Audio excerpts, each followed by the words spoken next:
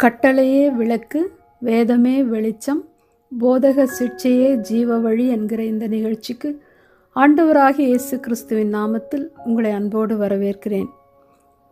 ஒரு வார்த்தை மாத்திரம் சொல்லும்.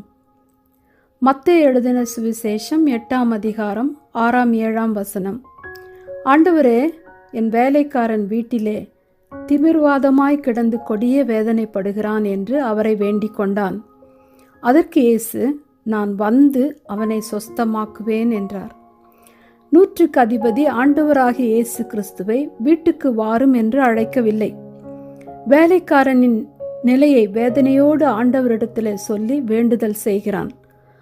மனுஷருடைய இருதயத்தின் நினைவுகளையும் யோசனைகளையும் அறிகிற ஆண்டவராகிய இயேசு கிறிஸ்து 100க்கு அதிபதியின் இருதயத்தை பார்த்தார். அவன் ஒரு அதிபதி, 100 பேருக்கு எஜமான். அவனுடைய அதிகாரத்துக்கு கீழ்ப்படுகிற நிறைய வேலைக்காரர்கள் உண்டு. ஆனால் ஒரு வேலைக்காரனின் கொடிய வியாதிக்காக 100க்கு அதிபதி வேதனைப்படுகிறான். வேலைக்காரன் படுகிற வேதனையை பார்த்து அவன் இருதயம் பாரமடைகிறது. வேலைக்காரன் தானே என்று அசட்டை பண்ணவில்லை. அந்த வேலைக்காரன் சுகமடைவதற்கான ஒரு பரிகாரத்தை தேடினான் அந்த அதிபதி.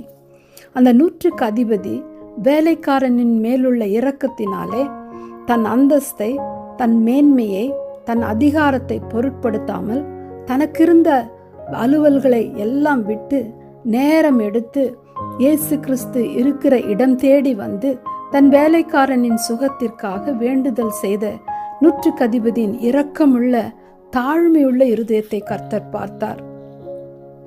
100க்கு அதிபதி தன் மனைவிக்காகவோ பிள்ளைகளுக்காகவோ தன் குடும்பத்தினருக்காகவோ தன் நண்பர்களுக்காகவோ விடுதலை வேண்டி இயேசு கிறிஸ்துவினிடத்தில் வரவில்லை.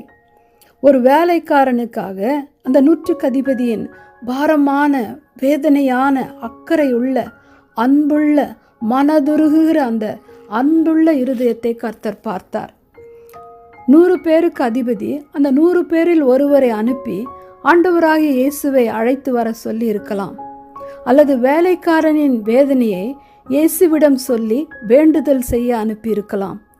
ஆனால் இயேசு கிறிஸ்துவை நேரில் வந்து தனது வேலைக்காரனுக்காக பார்த்து வேண்டுதல் செய்வது ஆண்டவராகிய இயேசு கிறிஸ்துவின் மேல் அவனுக்கு இருந்த விசுவாசமும் வேலைக்காரனின் மேல் இருந்த இரக்கத்தையும் வெளிப்படுத்துகிறது.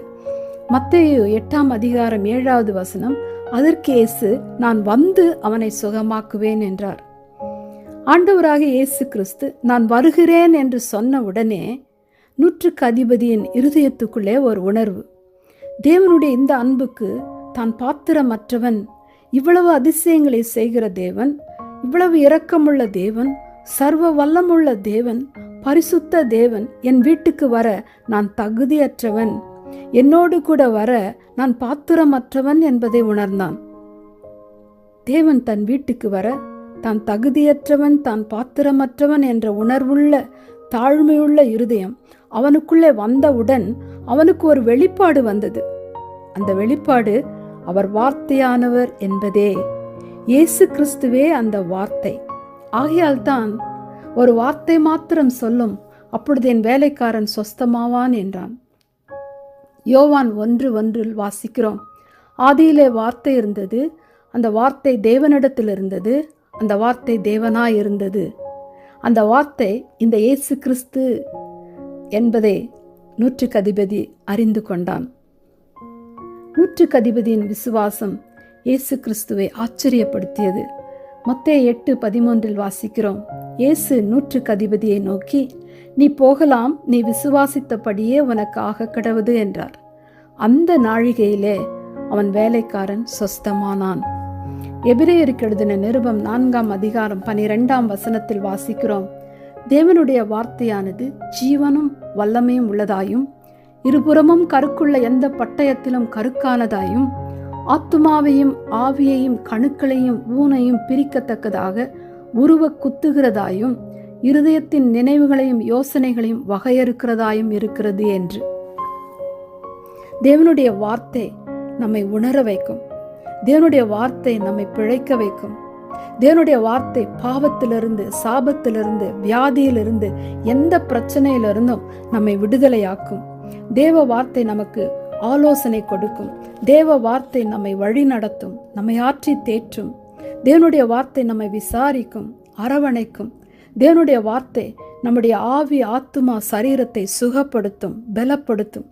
தேவனுடைய வார்த்தை நமக்காக யுத்தங்கள் செய்யும். தேவனுடைய வார்த்தை நமக்காக வழக்காடும். தேவனுடைய வார்த்தை நமக்கு ஜெயம் கொடுக்கும். தேவனுடைய வார்த்தை நம்மை தப்புவிக்கும், ஏந்தி கொள்ளும், சுமக்கும். தேவனுடைய வார்த்தை நம் இருளை வெளிச்சமாக்கும். தேவனுடைய வார்த்தை நம் வாழ்க்கையின் கோணலை செவ்வையாக்கும். தேவனுடைய வார்த்தை நம் காலடிகள் வழுவாமல் நம்முடைய நடைகளை பாதுகாக்கும், சாட்சியாய் வாழ வைக்கும். தேவனுடைய வார்த்தை நம்மை பரிசுத்தமாக்கும். தேவனுடைய வார்த்தை நம்முடைய வாழ்க்கையில் அதிசயங்கள், அற்புதங்களை செய்யும். தேவனுடைய வார்த்தை ஆத்துமாவை ரட்சிக்கும், நித்திய ஜீவனுக்கு நம்மை தகுதிப்படுத்தும். பிரியமானவர்களே, நம்முடைய வாழ்க்கையில் இன்பமானாலும் துன்பமானாலும் உயர்வானாலும் தாழ்வானாலும் எந்த சூழ்நிலையிலும் நமக்கு தேவையானது ஒன்றே ஒன்று. அது ஆண்டவராகிய இயேசு கிறிஸ்துவின் வார்த்தை மாத்திரமே. கர்த்தருடைய புஸ்தகத்தில் தேடி வாசியுங்கள். ஆமென்.